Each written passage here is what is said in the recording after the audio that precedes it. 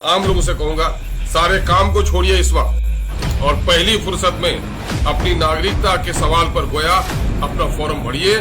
मस्जिद के इमाम साहब से कहूंगा, मंदिर के पंडित जी से कहूंगा कि सब लोग उठिए। देखिए, ये स्पेशल इंटेंसिव रिवीजन नहीं है, बल्कि दूसरे लफ्जों में आप इसे समझिए, ये गहन पुनरीक्षण मतदाता सूची का मामला नहीं है, ये एनआरसी का एक रूप है। चूंकि इसमें थ्रेट किया गया है आपको कि अगर 3 बार आपका बीएलओ आपके घर पर गया और आप नहीं मिले और उसने रिपोर्ट कर दिया और ऊपर के ऑफिसर ने कहीं सिफारिश कर दी तो आपके नागरिकता पर आंच आने वाली है कि आपके बारे में कह दिया जाएगा अपना नागरिकता को आपको का मामला, चैलेंज का मामला हो जाएगा। इसलिए भाई, मैं तमाम तो लोगों से गुजारिश करता हूं कि 11 जो ऑप्शन हैं उसकी फौरी तौर पर तैयारी कर लें। एडमिनिस्ट्रेशन के लोगों से हमारी बात हुई है कि पारिवारिक सूची बनाने में, बर्थ सर्टिफिकेट बनाने में और क्या कहते हैं आवासीय सर्टिफिकेट बनाने में इन लोगों ने कुछ आसानी की है और कुछ जायद स्टॉक को लगाया है। अगर न भी लगाया हो तो आप दबाव बनाएं और सारे लोग अपना एक एक फर्द का आप अपना इंदराज कराएं। ये बहुत ही लाजमी है, बहुत ही जरूरी है।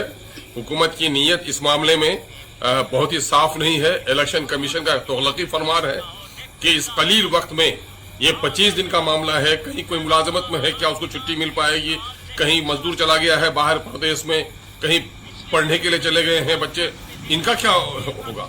एक बड़ा संगीन मसला है। ये तोगलकी फरमान तो इलेक्शन कमीशन को इस तरह जारी नहीं करना चाहिए कि 25 दिन में आपकी जो गवर्नमेंट मशीनरी है क्या इस तरह चुस्त दुरुस्त है कि लोगों को कागजात मुहैया करा सके।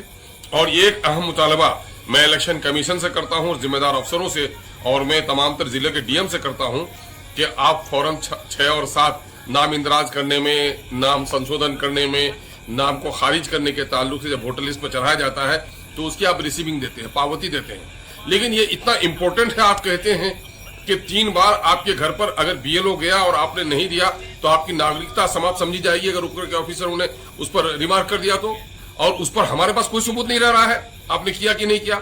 अगर आपके बहुत सारे पिछले दिनों में देखा गया है कि आपके बीएलओज हो या जो कर्मचारी उसमें लगे हुए हों, दाढ़ी लगी हुई है और नाम उसकी श्रीमती रीना कुमारी है, टोपी लगी हुई है और उसका नाम, मैंने टीका लगा हुआ है, उसका नाम मोहम्मद इमरान है ना। ऐसा फोटो में बहुत सारी गड़बड़ी हुई है, नाम की गड़बड़ी हुई है, बहुत सारे लोगों ने नाम चढ़ाया उसका नाम नहीं चढ़ पाया है, बहुत सारे लोगों के नाम के स्पेलिंग्स में गलती हो गई है, जो उच्चारण का मसला होता है ना, हिंदी में और इंग्लिश में फर्क हो रहा है ना।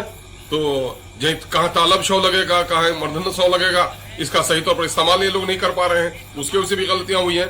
तो ये चाहिए कि इलेक्शन कमीशन को इस छोटी मोटी गलतियों को वो करना चाहिए, माफ करना चाहिए, और कारिंदों को और समय, बल्कि ये समय नाकाफी है।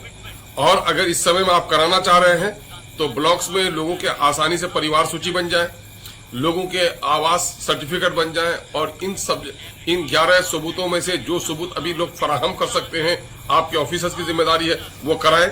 लेकिन ये मामला तो अफसरों का है, लेकिन मैं आम लोगों से कहूंगा, सारे काम को छोड़िए इस वक्त और पहली फुर्सत में अपनी नागरिकता के सवाल पर गोया अपना फॉर्म भरिए और कोशिश कीजिए कि तमाम तर शवाहिद आपके मौजूद हों।